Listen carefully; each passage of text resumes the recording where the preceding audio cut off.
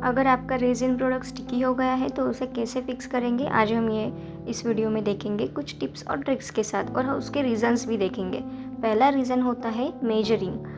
Ratio का जो measure करते हैं हम रेशियो को, फॉर एग्जांपल 2:1 रेशियो लिया या 3:1 रेशियो लिया, तो अगर इसको हमने प्रॉपर मेज़र करके ना लिया हो और अंदाजे से ही ले लिया तो आपका प्रोडक्ट डेफिनेटली स्टिकी हो सकता है। तो इसलिए प्रॉपर मेज़र करके ही रेशियो ले।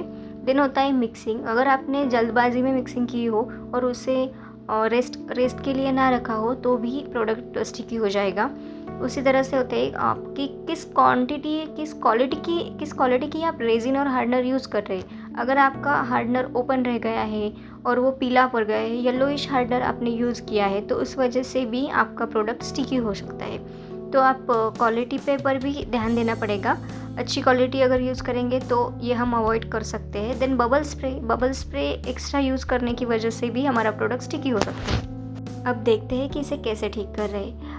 देख रहे हैं आप कि मैंने प्रोडक्ट को मैं किस तरह से पोंछ रही हूँ। आपका जितना भी प्रोडक्ट का चिपचिपापन है उसे आपको एक नीट क्लीन कपड़े से अच्छी तरह से पोंछ लेना है। आप जितना भी चिपचिपापन निकाल सकते हैं आप कपड़े से निकाल लीजिए। ध्यान रखें कि आपको कपड़े से ही निकालना है। आप किसी प्लास्टिक या कॉटन का यूज़ ना करें, क्योंकि कॉटन के धागे प्रोडक्ट पे चिपक जाते हैं और फिर वो अच्छे नहीं लगते। और आपका कपड़ा भी ख़राब नहीं होना चाहिए, अच्छा नीट क्लीन कपड़ा होना चाहिए, क्योंकि आप ख़राब कपड़ा यूज़ करेंगे तो उसके डस्ट प्रोडक्ट पे चिपक जाएंगे। प्रोडक्ट को क्लीन करने के बाद आपको मोल्ड को भी क्लीन करना है। मोल्ड को अच्छे से क्लीन करने के बाद में आपको जितना चिपचिपापन है उतना निकाल लेने के बाद आपको रेजिन और हार्डनर की क्वांटिटी मेज़र करके उसे मिक्स कर लेना है। प्रॉपर मेजरिंग के बाद उसे 5 मिनट रेस्ट देना है। रेस्ट के बाद में ही आपको फिर वो मोल्ड में पोर करनी है। और ध्यान रखें कि आपका जो भी प्रोडक्ट है उसका जो मोल्ड है उसके आपको भले ही लगे कि वो एक साइड से ख़राब हुआ है, लेकिन फिर भी आपको पूरी तरीके से अगर ठीक करना है तो आपके मोल्ड में आपको प्रोडक्ट अच्छी तरह से फिक्स करना होगा, कि जिस वजह से उसकी शाइनिंग और उसका जो स्ट्रक्चर है वो अच्छे से आए।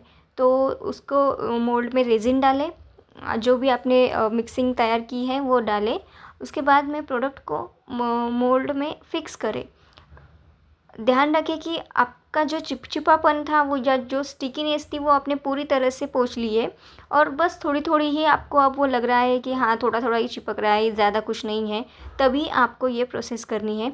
देन प्रोडक्ट को आप देखा आपने, मैंने जिस तरह से पहले स्प्रेड किया पूरी तरह से, थोड़ी एकदम थिन लेयर आपको डालनी है रेजिन की, और उसके बाद में प्रोडक्ट को मोल्ड में अच्छे से फिक्स करना है ताकि उसमें गैप ना रहे या बबल्स तैयार ना हो। इसलिए आपको मोल्ड में प्रोडक्ट को अच्छे से फिक्स करना है। और देन उसके ऊपर से आपको फिर से आपका जो भी प्रोडक्ट का जो डिज़ाइन है आपको ऊपर से करना है, जैसे कि आपने पहले किया होगा उसी तरह से आपको करना है। बस जो बीच में का जो हिस्सा है, जो प्रोडक्ट है जो ख़राब हो गया था, उसको ऊपर से शाइनिंग देनी है। और उसको शाइनिंग देने के बाद में आपको उसको बार बार छेड़ना नहीं है, एक बार आपको जिस तरह से भी उसको सेट करना है आप कीजिए। और ध्यान रखें कि मोल्ड में वो अच्छे से फिक्स हो, उसे प्रेस कीजिए ताकि उसमें कोई भी हवा या बबल्स ना तैयार हो। अच्छे से प्रेस करने के बाद में ही आपको ऊपर से रेजिन पोर करने हैं, और उसके बाद उसको अच्छे से स्प्रेड भी कीजिए रेजिन को, ताकि वो हर तरफ से लगे।